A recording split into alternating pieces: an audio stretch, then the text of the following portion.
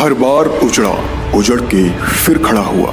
इस भारत की यही तो एक दास्तां रही है, पर फिर भी यह हिमालय सा आज भी अडिग और स्थिर है। जितना पुराना भारतवर्ष है उससे भी कई पुराना है इसका इतिहास। बस तो आइए चलते हैं इतिहास के पन्नों से ओझल उन व्यक्तित्व के पास जिन्हें हमने, आपने और शायद कहीं न कहीं इस इतिहास ने भी भुला दिया, क्योंकि हर एकांत हमसे और आपसे कहता है अपने होने का वजूद और कहानी ओझल की।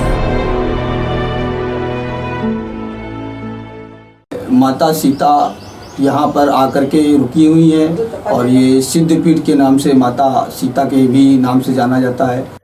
इतिहास की वो कहानियाँ, या यूं कहें कि वो मान्यताएं जो एक पत्थर की शिला में भी भगवान को उतार देती है, पर कभी कभी यही मान्यताएं हमें ये सोचने पर मजबूर करती हैं कि क्या ये सच है या फिर कोई कपोल कल्पना।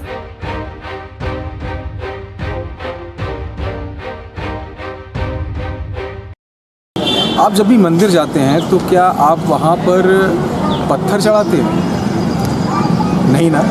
आप जब भी मंदिर जाते हैं आप वहाँ पर फूल चढ़ाते हैं, प्रसाद चढ़ाते हैं। लेकिन आज मैं जिस जगह पर खड़ा हूँ ये एक ऐसा स्थल है, कहते हैं कि जब किसी का पति रूठ जाता है या किसी का प्रेमी रूठ जाता है तो माँ के इस दरबार पर रूठा हुआ पति और रूठा हुआ प्रेमी मिल जाते हैं, और सिर्फ एक चीज़ चढ़ाने पर, वो है पत्थर। आपको सुनने में शायद यकीन ना हो रहा हो, पर ये सच है। कानपुर के कल्याणपुर स्थित माँ आशा देवी के मंदिर में ऐसी बहुत पुरानी मान्यता चली आ रही है कि यहाँ पर अगर कोई पत्थर चढ़ाता है तो उसका रूठा हुआ पति वापस मिल जाता है या रूठा हुआ प्रेमी वापस मिल जाता है। तो आइए देखते हैं और चलते हैं माता आशा देवी के दरबार में और जानते हैं क्या है रहस्य। भगवान राम ने जब माता सीता का परित्याग किया था तब वह वाल्मीकि आश्रम जाने से पहले माँ भगवती के पास प्रार्थना करने के लिए गई थी।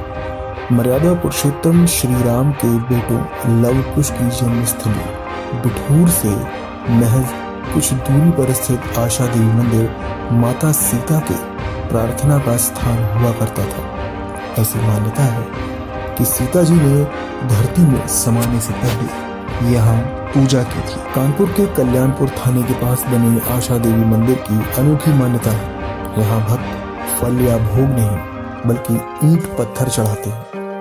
लोगों का मानना है कि इससे माता खुश हो जाती हैं और उनकी मुरादें पूरी कर देती हैं। सीता माता ने यहाँ भगवान राम के लिए आस लगाई थी। मंदिर में माता की मूर्ति नहीं बल्कि शिला रखी हुई है जिसकी पूजा की जाती है। महिलाएं माता की पूजा में ईंट पत्थर के साथ साथ पूरे श्रृंगार का सामान भी चढ़ाती हैं। मंदिर की विशेषता है कि यहाँ श्रद्धालु खुले में पूजा करते हैं। कई बार मंदिर में छत ढालने की कोशिश की गई, लेकिन हर बार छत टूटकर गिर जाती थी। कोई भी मौसम हो, भक्त यहाँ खुले में ही माता की पूजा करते हैं। माता रानी का जो दरबार है आपका त्रेता युग से जुड़ा हुआ है। माता सीता यहाँ पर आकर के रुकी हुई है और ये सिद्धपीठ के नाम से माता सीता के भी नाम से जाना जाता है। और वाल्मीकि आश्रम जाने से पहले जो भी समय उन्होंने बिताया है माता आशा देवी के दरबार में ही बिताया है।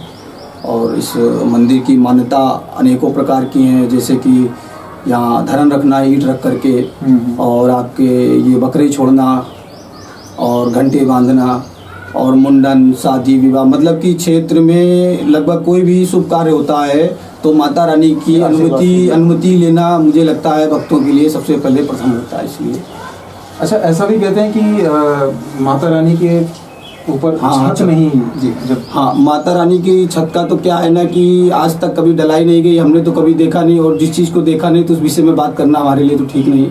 सुना जरूर है कि कभी पड़ी नहीं, क्योंकि आज तक देखा भी नहीं गया, शायद किसी ने डाली भी नहीं, डलाने की कोशिश भी नहीं की शायद किसी ने, तो इस बात पे तो बताया नहीं जा सकता। और इस तरीके से अभी जाल पड़ी है, ऊपर प्लास्टिक की छत पड़ी है, देखा जाए तो ऐसा कोई इसमें बड़ी बात नहीं है। बस यही मान्यता से मतलब जोड़ रखा है इस तरीके से कि छत पड़ी हुई है।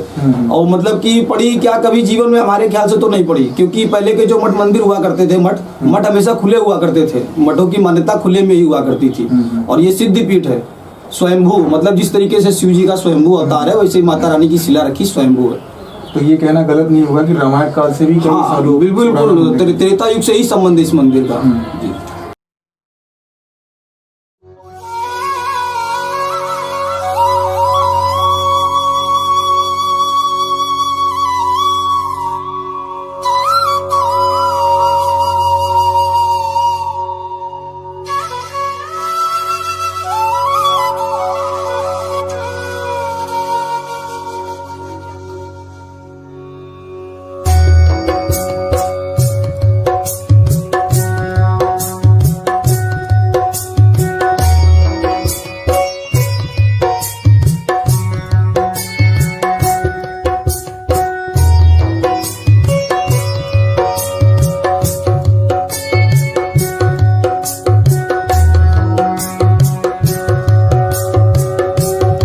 इस मंदिर का एक रहस्य और भी है। आप मंदिर की छत की ओर देखेंगे,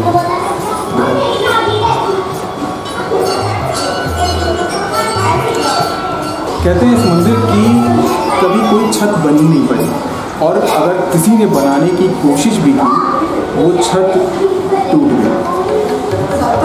लोगों की मान्यता है कि देवी माता अपने सर के ऊपर कोई छत नहीं जाती, शायद यही रीज़न है, यही कारण है। तो आज तक यहाँ पर इस मंदिर की कभी कोई छत बनी नहीं है।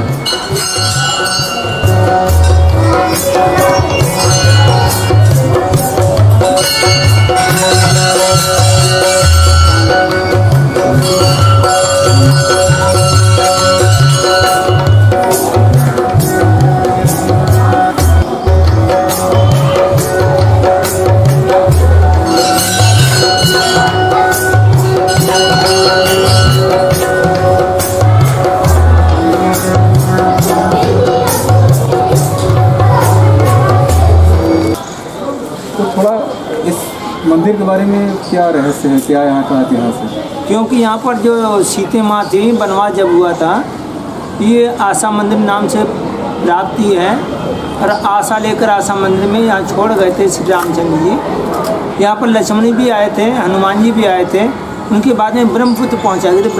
ब्रह्मांड यही है बराबर में बुजुर्ग घाट पे इत्यादि। यहाँ का जान पर्ची आशा माँ दरबार से इत्यादि। हनुमान जी आए थे, लवकुश यहीं पैदा हुए थे। जब राम जी आकर लेवा ले गए थे, जो घोड़ा छोड़ा गया था, यज्ञ में, वहाँ पर, हाँ जी, तो वहाँ पर घोड़े को ले रहे श्री रामचंद्र जी खुद आए थे सीता को लेकर। ये आशा माँ दरबार है। ऐसा कहते हैं कि ये मंदिर रामायण काल से जुड़ा हुआ है। जब श्री राम ने माता सीता का परित्याग कर दिया था, तो वाल्मीकि आश्रम जाने से पहले देवी सीता यहाँ पर आई और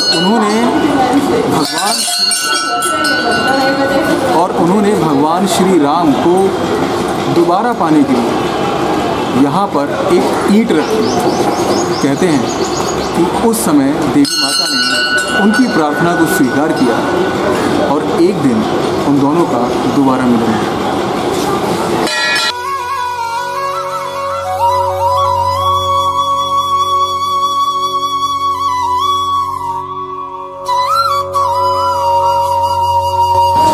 मैंने बहुत सुना था इस मंदिर के बारे में, और ये भी सुना था कि यहाँ पर जितने भी लोग आए हैं अपनी किसी भी समस्या में, सिर्फ यही समस्या नहीं कि उनका पति रूठ गया या उनका प्रेमी रूठ गया, ऐसी कई छोटी छोटी चीज़ें हैं जो मुझे यहाँ पर लोगों से बात करके पता चला।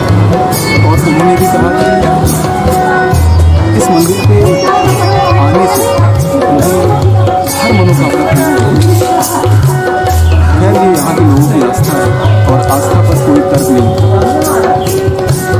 तो खैर मैं यहाँ पर आया, मुझे एक अलग ही वाइब यहाँ पर महसूस हुआ।